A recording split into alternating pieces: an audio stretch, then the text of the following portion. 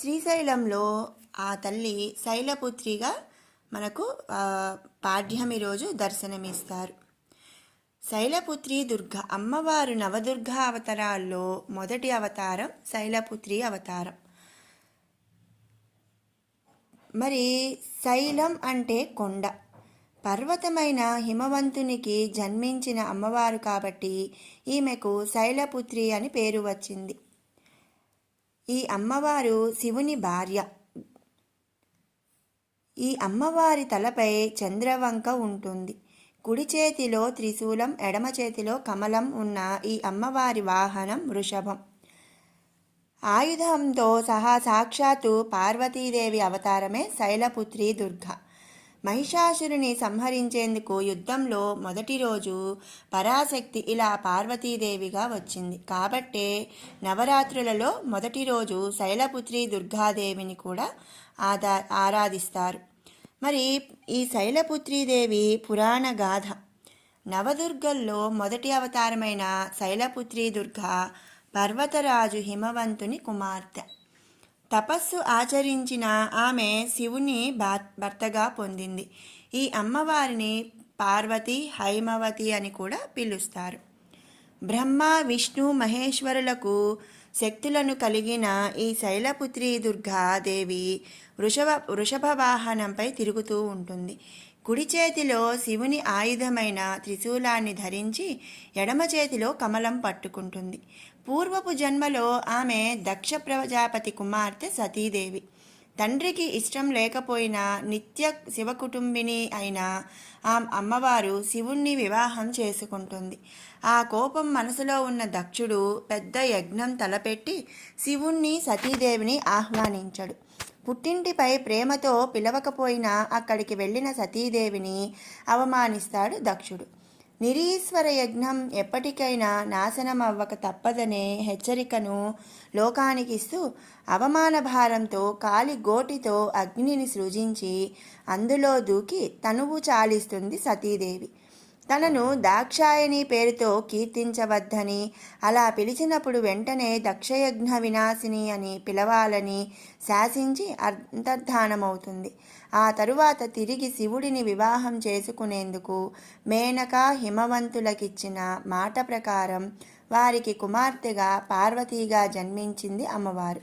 ఈమెనే హైమవతి, శైలజ, శైలపుత్రి అని రకరకాల పేర్లతో కీర్తిస్తారు. ఇక శివ మహాపురాణం, దేవీ భాగవతం వంటి ఇతర పురాణాల్లో సతీ, పార్వతీదేవిల కథలు మనం చూడవచ్చన్నమాట. ఇక ఋతుచక్రానికి అధిష్టాన దేవత శైలపుత్రీదేవి. నందిపై కూర్చుని మూలాధార చక్రానికి తన ప్రయాణాన్ని ప్రారంభిస్తుంది ఈ అమ్మవారు. లౌకికంగా తండ్రి హిమవంతుడు నుంచి భర్త శివుడును వెతుక్కుంటూ ప్రయాణించింది శైలపుత్రీదేవి. మూలాధార చక్రాన్ని జాగృతం చేస్తుంది ఈ అమ్మవారి ఉపాసన. అందుకే నవరాత్రి పూజలు చేసేవారు యోగులు ఈ అమ్మవారిని ఉపాసించి మూలాధార చక్రంపై దృష్టి కేంద్రీకరించి ధ్యానిస్తారు. ఇలా మూలాధార చక్రాన్ని ధ్యానం చేయటం ఆధ్యాత్మిక మార్గంలో తొలిమెట్టుగా చెప్పుకుంటారు.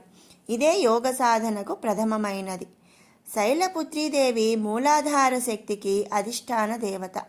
ఎన్ని జన్మలకైనా శివకుటుంబిని కాబట్టి తన భర్త అయిన శివుణ్ణి వెతికి ధ్యానించి సొంతం చేసుకున్న ఈ అమ్మవారిని ఉపాసించడం ద్వారా తననే ఉన్న దైవాన్ని దర్శించవచ్చు అని కూడా చెప్పుకుంటారు. యోగపరంగా నవరాత్రులలో మొదటి రాత్రి చాలా పవిత్రమైనది, కీలకమైనది. ఈ రాత్రి శైలపుత్రి దుర్గాదేవిని ధ్యానిస్తే ప్రకృతి స్వరూపిణి అయిన దుర్గాదేవిని చేరుకునేందుకు సులభంగా ఉంటుంది అని అంటారు. ఆశ్వయుజ శుక్ల పాడ్యమి రోజున ఈ అమ్మవారిని ధ్యానించడం ద్వారా మనం చేసే ఉపాసన సిద్ధిస్తుంది అని నమ్ముతారు. యోగ మార్గంలో ఉన్నవారు ఇంకా ఉన్నత ఆధ్యాత్మిక అనుభూతుల్ని అందుకోవాలని కూడా కోరుకుంటారు. మరి మూలాధార చక్రానికి అధిష్టాన దేవతైన శైలపుత్రీదేవిని ఉపాసిస్తే స్వస్వరూప జ్ఞానం పొంది ఆధ్యాత్మికంగా ఉన్నత స్థానాలను చేరవచ్చు. శైలపుత్రి దుర్గా దేవి అచ్చంగా పార్వతీదేవి. శివ పురాణాల ప్రకారం ఈ భూమి అంతా శైలపుత్రి దేవిలో నిబిడీకృతమై ఉంటుంది. ఈ సృష్టిలోని ప్రకృతి అంతా ఆమె శరీరంలోనే ఉంది. ధ్యానం. శైలపుత్రి ధ్యానం. వందే వాంఛితలాభాయ చంద్రార్ధకృతశేఖరాం వృషారూఢం శూలధరం శైలపుత్రీం యశస్వినీం.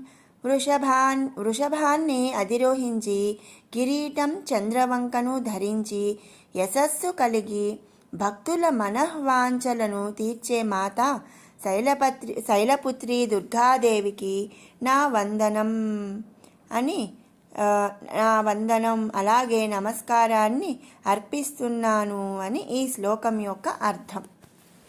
ఓం శ్రీ దుర్గాదేవ్యై నమః.